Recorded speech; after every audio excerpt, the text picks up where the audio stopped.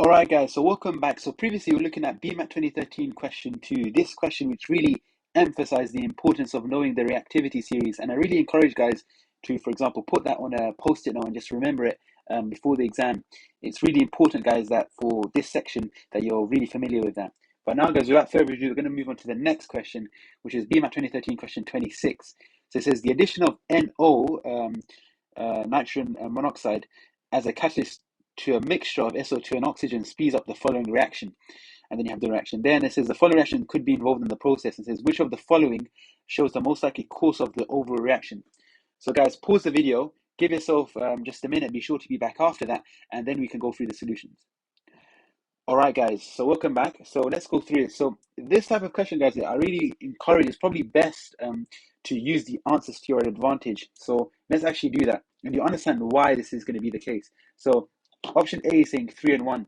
So if we join 3 and 1 together, basically what's going to happen is that, remember, this is basically like if you do A-level chemistry, which I think a lot of you will be doing if you're going to be applying for these subjects, such as medicine, is that you probably heard of the term mechanism. Basically, this is basically the overreaction. It's basically saying what's the mechanism. So what's the individual actual steps that are occurring to give you this is the overall equation of what's going on. So what we got to do then is we have to join them and have to see if this then gives us that. So if we join 1 and 3, we're going to get N2 plus O2. So we just join the reactants, so plus NO plus half O2. And then we join also the reactants. So that's going to be 2NO and NO2. So if we do this, then what's going to happen is that firstly, there's no SO2 or SO3 here. So even if we cancel stuff up, it's not going to give us this as the overall equation. So it definitely can't be that. The next one you can do is 3 and 6. So if we join 3 and 6 together, we're going to have NO plus half O2 plus SO2 plus NO2. And this is going to form SO3 plus NO plus NO2.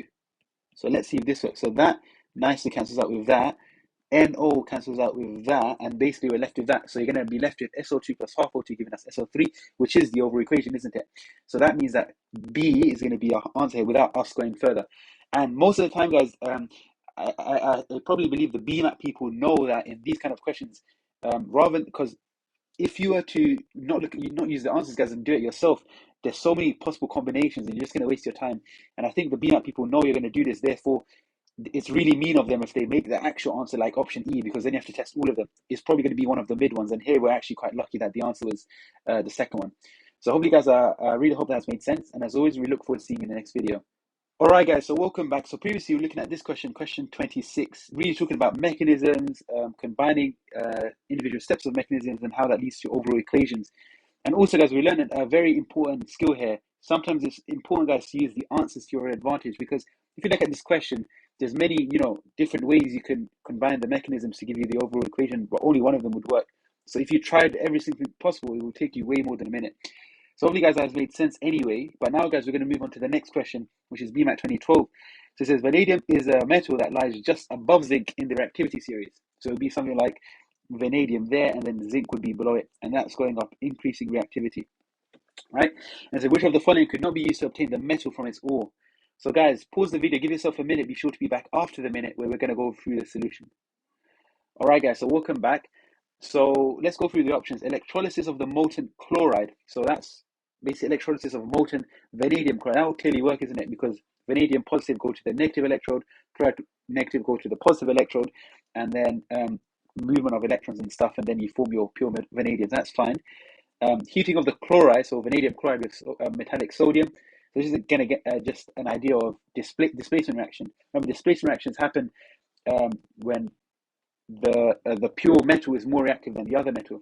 So here we're comparing sodium to vanadium, and sodium, if you remember back to the reactivity series, sodium is quite high on the reactivity series, and therefore sodium should be able to displace vanadium in vanadium chloride. So this should work. Heating the oxide with metallic aluminium, similar thing. Aluminium is more active than vanadium, and therefore this should work as well. And then option D, treatment of vanadium sulfate with metallic iron. This is the one that shouldn't work, because if you recall the reactivity series, I believe iron is just below zinc. So if iron is just below zinc, then since iron is less reactive, it won't be able to displace vanadium from vanadium sulfate. So this one won't be able to be, this one wouldn't work. It can't be used. So that's why D is the answer. But let's just go through E anyway. Treating a solution of vanadium chloride metallic magnesium. Again, magnesium is more reactive, so that should happen with ease. So that one also is possible. So yeah, that's how you get D as the answer, guys. Hopefully that has made sense. And as always, we look forward to seeing you in the next video. All right, guys, so welcome to the next video. So in the previous video, we were looking at BMAT 2012 question 18. Again, just testing us about our reactivity series. Remember, guys, this is another call that is really important to know your reactivity series. So just put it down on a post-it note or something and just make sure it's in your head for the exam, because questions do come up often. And when they do come up, it's either really easy because you know it or really hard because you have no clue. So just be sure to be the first one. Now, guys, we're going to go on to the next question, BMAT 2011, question 26. So this is an impurity in petroleum is dimethyl sulfide. When dimethyl sulfide is burned in an excess of air, which one of the following balanced equation represents the reaction that takes place? So, guys, pause the video, give yourself a minute. Be sure to be back after that, and then we can go through the solution. All right, guys. So welcome back. So talking about this question, so you have dimethyl sulfide. Remember, and you're basically combusting this. Remember, when you combust stuff, you just look at the individual elements you have in your compound. So here we have, and I'm assuming, yeah, it's in an excess of air. So this is fully aerobic, right? So you look at each of the elements you have in your compound. So you have carbon, hydrogen, and sulfur, and you more or less are just going to form the form of that element which has the most amount of oxygens and which is basically the most stable as well. So for the form for carbon, it will be CO2, right? So immediately now we can discrete D because it makes CO. Remember, CO would only be produced if you're deficient in oxygen, if you have an insufficient amount of air. But here we have excess air. And then the next one is the H, the H with the most oxygens form that's basically the most stable is going to be H2O. So we're going to form H2O there, that's fine. And then the S is going to give you, in an excess of oxygen, is going to give you SO2. So we're looking for the ones which produce SO2. So from that, guys, we can knock out A, B, we can more or less look out A, B, and C, isn't it? Which therefore gives us, by process of elimination, guys, E is the answer. But we can just double check it. So if we were to double check if this is balanced, so there's 4 carbons on the left, 4 carbons on the right. There is 2 sulfurs on the left, 2 sulfurs on the right. 12 hydrogens on the left, 12 on the right. And in oxygen is 18 on the left. And there is 18 on the right as well. So that's perfectly balanced. And we have all the products as we needed. So hopefully, guys, that has made sense. And as always, we look forward to seeing you in the next video. All right, guys. So previously we were looking at this question, talking about complete combustion. Hopefully a pretty straightforward topic, guys, if you're doing A-level chemistry. But if it didn't make sense, hopefully it does make sense after that explanation. But now, guys, we're going to move on to the next question, which is BMAT 2010, question 10. So which 2 of the following are produced by complete combustion of fuels? And you have 6 options. So, guys, pause the video, give yourself a minute. Be sure to be back after that minute, and then we can go through the solution. All right, guys. So welcome back. So we're talking about complete combustion of fuels. So the first one, methane. Remember, methane is something more of a fuel rather than a product of combusting a fuel. So it can't be that. Carbon monoxide, again, remember, this is complete combustion. In complete combustion, you produce carbon monoxide, but not in complete. So it can't be that. Rather, you produce CO2, hence why 3 is an option. And also, since most fuels have hydrogen in them, by definition, because they're organic, they also can produce water. So that's fine. Helium, so fuels don't normally contain helium because remember, helium is a noble gas. It doesn't really bond with anything else. So we're going to get rid of that. And to be honest, guys, you don't, after we've seen 3 and 4, you don't even have to go through the others because all the options only have two possible answers, and we're pretty sure that 3 and 4 are going to be correct. So that's why you can select D as the answer. Again, NH3. So remember, if you're combusting something, you're going to expect the product to have oxygen, and that doesn't have any oxygen in it. So it can't be that one. So hopefully, guys, that's made sense. And as always, we look forward to seeing you in the next video. All right, guys, so welcome back. So previously, we were looking at this question, talking about complete combustion and what type of products are formed. Hopefully, guys, that, again, was pretty straightforward. And if you have any comments, guys, just pop them down below, and we can address them if there's anything you're finding difficult. But now, guys, we're going to move on one step too far. We're going to move on to the next question, which is BMAT 2010, question 14. So it says, which of the following ionic equations are correct? And you have 6 options. So, guys, pause the video, give yourself a minute. Be sure to be back after that minute, and then we can go through the solution.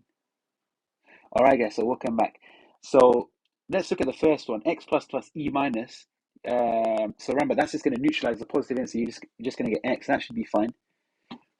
Option 2, so I have X minus electron will give you X. So this is actually a weird one that some students are kind of unaware of, is that you can actually have minuses in equations. It's just that they're not commonly shown. But what you can even do is that rather than put a minus, you can just add an electron in each side, and that will give you that. Right, and then that makes sense. So that's why this can also be the case. If you look at the next one, O2 minus plus 2 electrons, that would just make it O4 minus rather than O, so it can't be this. And the next one, O2 minus electron, that is, the oxygens are not even balanced there, so that can't definitely be true. The next one, again, the iodine isn't balanced, so that can't be true. And option 6, 2 electrons is going to neutralize the 2 plus, giving you just calcium. So it's going to be 1, 2, and 6. And therefore, A is going to be our winner here. A is going to be the correct answer. So hopefully, guys, that has made sense. And as always, we look forward to seeing you in the next video. All right, guys. So previously, we were looking at this question with ionic equations. Hopefully, guys, wasn't too difficult. And option 2, when it was talking about the minus electron, if you didn't know that, hopefully that now makes sense. Now, guys, we're going to move on to the next question, BMAT 2010, question 18. There's the magnesium hydrogen phosphate contains the following ions: magnesium ions, hydrogen ions, and phosphate ions.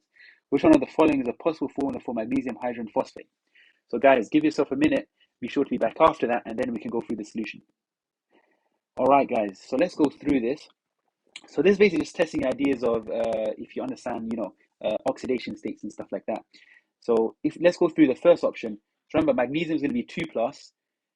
Hydrogen with the phosphate is going to be 2 minus, but 2 lots of those is going to be 4 minus, and that 4 minus wouldn't balance the plus 2, so it can't be that one. The next option, H2PO4. So PO4 is going to be 3 minus, each hydrogen is going to be plus 1, so that's overall going to give you minus 1, 2 lots of that minus 2 is going to balance nicely the Mg2 plus it. So that's why B is going to be the correct answer. And we're pretty confident with that, so we're not even, let's actually just go through the other ones. PO4 is going to be 3 minus with H3. H3 is going to be neutral, and that's going to give you overall 2 plus, but it's a compound, so it shouldn't be charged, so it can't be that one. The next one, similar idea with C, but you will have two of the two of this H3PO4, which is neutral. E, HPO4, which is going to be overall minus 2, but Mg2 is going to be plus 4. Plus 4 and the minus 2 don't balance out. And the next one, H2. So the next one you have H2PO4, which is going to give you minus 1, but then you have Mg2, which is going to be plus 4. That wouldn't work out. Hence why B is going to be the correct answer. So hopefully, guys, that makes sense. And as always, we look forward to seeing you in the next video. All right, guys, so welcome back. So previously, we were looking at this question, BMAT 2010, question 18, looking at ionic formulae and balancing of ions, this sort of idea. But hopefully, guys, that now will make sense. And as if you have any questions, just post them down below and we can address them.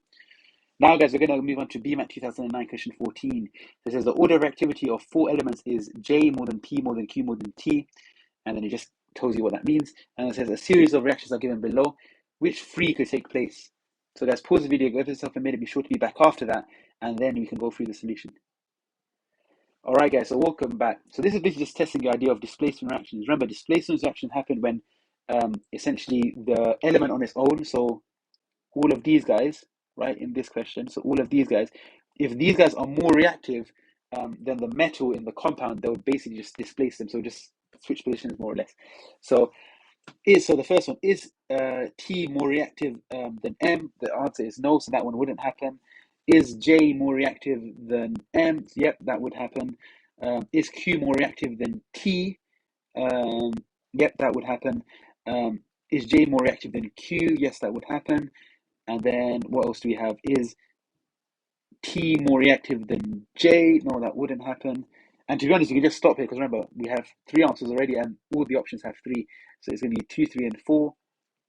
So B, and let's just look at the last one anyway for completeness. Is Q more reactive than M? And the answer to that is going to be no.